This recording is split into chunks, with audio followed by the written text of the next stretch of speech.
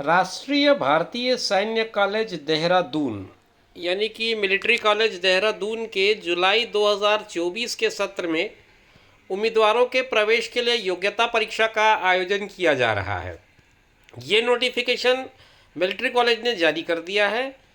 दोस्तों नमस्कार, आप देख रहे हैं ज़ीरो पीरियड। इस वीडियो में मैं आपको पूरी जानकारी दूंगा किस तरह से आप मिलिट्री कॉलेज में जो कि देहरादून में है वहाँ पर एडमिशन ले सकते हैं, क्या प्रक्रिया होगी, कितनी फ़ीस होगी, किस तरह से आपको फॉर्म भरना है, ये सारी चीज़ें आप इस वीडियो में देखेंगे। वीडियो में आखिर तक बने रहिए, पूरी जानकारी आपको स्पष्ट रूप से मिल जाएगी। भारतीय राष्ट्रीय सैन्य कॉलेज जुलाई 2024 के सत्र के लिए 8वीं कक्षा में प्रवेश के लिए अगली परीक्षा 2 दिसंबर 2023 शनिवार को देश के कुछ चुनिंदा केंद्रों में आयोजित करेगा। उम्मीदवारों की परीक्षा इन विषयों पर ली जाएगी। तो पहली जानकारी तो यह है कि जुलाई 2024 का जो सेशन स्टार्ट होगा उसके लिए क्लास 8th में एडमिशन होगा। क्लास 8th में एडमिशन के लिए जो एग्ज़ाम होगा वो 2 दिसंबर 2023 को होगा। एग्ज़ाम जो 2023 2 दिसंबर को होने वाला है उसमें क्या क्या चीज़ें आएंगी, उसके कंटेंट क्या क्या रहेंगे, कौन कौन से पार्ट्स की आपको तैयारी करनी है वो समझिए इस टेबल में। इंग्लिश की लिखित परीक्षा होगी, 125 अंक के होंगे। मैथ्स की लिखित परीक्षा होगी, 200 अंक के होंगे। सामान्य ज्ञान की लिखित परीक्षा होगी, 75 अंक का होगा। और 50 अंक का आपका इंटरव्यू होगा, साक्षात्कार जिसे कहते हैं, वाइवा जिसे कहा जाता है। इसमें मुख्यतः उम्मीदवार की बुद्धि, व्यक्तित्व और संचार कौशल की परीक्षा ली जाएगी।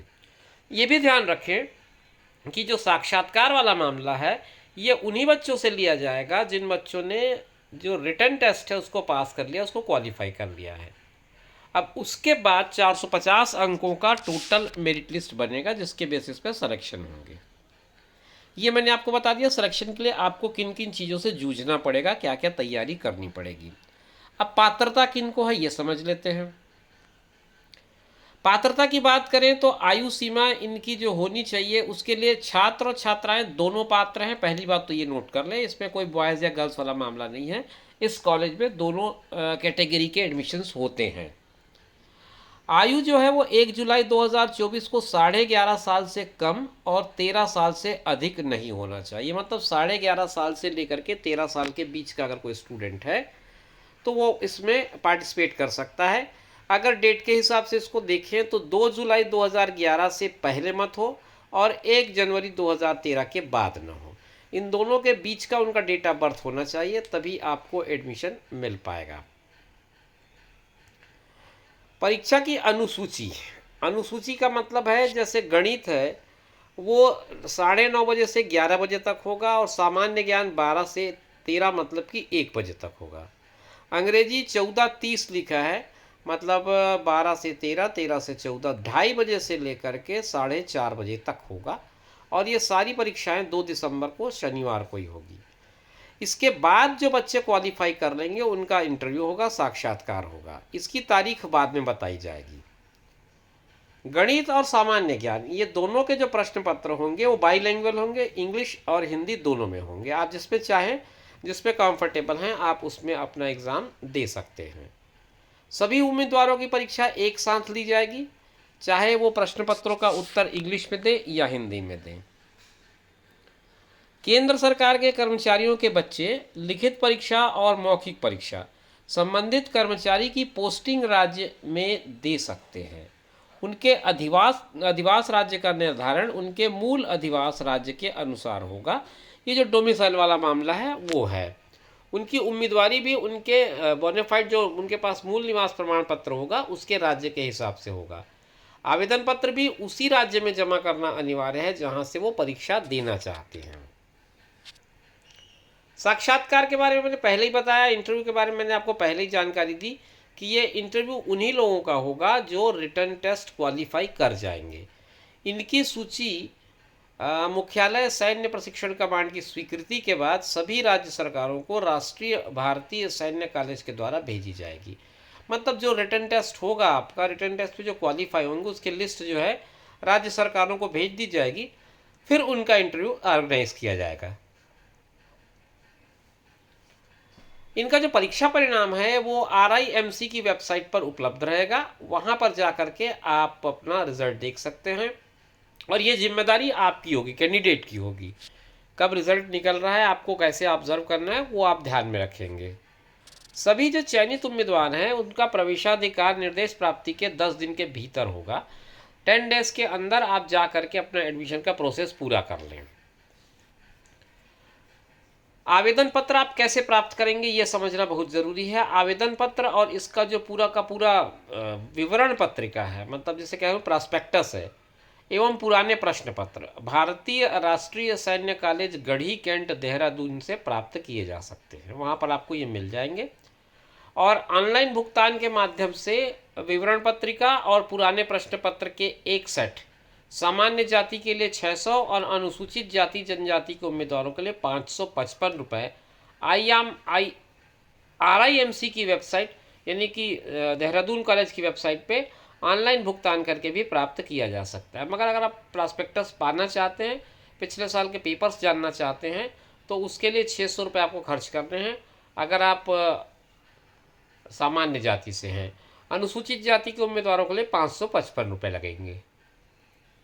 या फिर आप डिमांड ड्राफ्ट के माध्यम से भी ये मंगवा सकते हैं। केवल राष्ट्रीय भारतीय सैन्य कॉलेज से प्राप्त आवेदन पत्र ही मान्य होंगे। बाजार में मिलने वाले या फोटोकॉपी किए गए या बिना होलोग्राम के आवेदन पत्रों की मान्यता नहीं होगी। तो कुल मिला के बात ये निकलती है कि अगर आपको एप्लीकेशन फॉर्म चाहिए तो आपको 600 रुपये का DD या फिर जो भी ऑनलाइन प्रोसेस है उसके थ्रू आपको एप्लीकेशन फॉर्म को खरीदना पड़ेगा। और ये आवेदन शुल्क की वापसी कभी भी किसी भी दशा में नहीं होगी। मतलब एक बार आपने अगर आवेदन पत्र परचेस कर लिया है तो वो फिर आपको वापस नहीं करते बनेगा। इसके साथ दस्तावेज क्या क्या लगाएंगे। आवेदन पत्र 2 प्रति में लगेगा निम्नलिखित दस्तावेजों के साथ। जन्म प्रमाण पत्र लगेगा, मूल निवास प्रमाण पत्र लगेगा, अनुसूचित जाति जनजाति अगर हैं तो उसका प्रमाण पत्र लगेगा, और प्रधानाचार्य द्वारा प्रमाणित वर्तमान कक्षा में अध्ययनरत का मूल फोटो में फोटो सत्यापित किया हुआ एक प्रमाण पत्र। आधार कार्ड जमा करना अनिवार्य है, जमा न करने पर आवेदन रद्द कर दिया जाएगा, और 2 पासपोर्ट आकार के फोटो आपको लगेंगे। ये आवेदन पत्र 2 प्रतियों में भरकर अपने राज्य सरकार को 15 अक्टूबर 2023 तक या उसके पहले उस राज्य में जमा हो जाना चाहिए जिस राज्य से आपके माता पिता मूल निवासी हैं। आप सीधे कॉलेज को कोई एप्लीकेशन नहीं भेजेंगे। इस संबंध में उन्होंने केंद्र और राज्य शासन से भी निर्देशित किया है या अनुरोध किया है कि इसके लिए पिछले वर्ष की तरह आवश्यक प्रबंध कर लिए जाएं और परीक्षा लेने वाले अधिकारियों के नाम व आवश्यक प्रश्न पत्रों की संख्या, दूरभाष, ईमेल, ये खैर स्टूडेंट के पॉइंट ऑफ व्यू से इम्पॉर्टेंट नहीं है, ये उन सेंटर्स के लिए, उन स्कूल्स के लिए है। मौखिक परीक्षा का आयोजन लिखित परीक्षा में उत्तीर्ण परीक्षार्थियों के लिए होगा और इसकी तारीख बाद में बताई जाएगी। और अनुच्छेद 8 के अनुसार मौखिक परीक्षा के लिए बोर्ड बनाया जाएगा। वो बोर्ड कैसे बनेगा उसका भी एक पूरा डिटेल दिया है, मैं इसको स्किप कर रहा हूँ। फिर स्वास्थ्य परीक्षण का मामला है, ये आप जानते ही हैं कि सिलेक्शन होने के बाद एक स्वास्थ्य परीक्षण किया जाएगा। ये आपके कुछ डेडलाइन है, इसको आप नोट कर लें। प्रेस नोट 10 अगस्त को आ जाना चाहिए। 10 अगस्त तक आवेदन पत्र स्वीकार करने की अंतिम तिथि मैंने आपको बता ही दी है, 15 अक्टूबर रहेगी। परीक्षा की तिथि 2 दिसंबर रहेगी और साक्षात्कार जो है उसकी डेट बाद में आपको डिक्लेयर की जाएगी। तो कुल मिलाकर के ये सारी जानकारी मैंने आपको बता दी, और इस पत्र में और भी कुछ नहीं है। यही पत्र आप अंग्रेज़ी और हिंदी दोनों में अगर देखना चाहें तो डिस्क्रिप्शन बॉक्स में मैं आपको एक लिंक दे रहा हूँ, वहाँ से इस PDF को डाउनलोड कर लें। आपको पूरी जानकारी उस PDF में मिल जाएगी जो मैंने आपके साथ शेयर की है। अगर आप अंग्रेज़ी में ज़्यादा सहज हैं तो इसी PDF की इंग्लिश वाली कॉपी भी मैं आपको डिस्क्रिप्शन बॉक्स में दे रहा हूँ। आप उस लिंक को क्लिक करेंगे तो आपको सारी जानकारी, दोनों बाईलैंग्वेज PDF है, आप दोनों लैंग्वेज में इसे प्राप्त कर पाएंगे। ये जानकारी उम्मीद करता हूँ आपके काम की रही होगी और आपको वीडियो में दी गई सारी जानकारी स्पष्ट रही होगी। फिर मिलेंगे नए वीडियो में नई जानकारी के साथ, तब तक के लिए दीजिए इजाज़त। नमस्कार।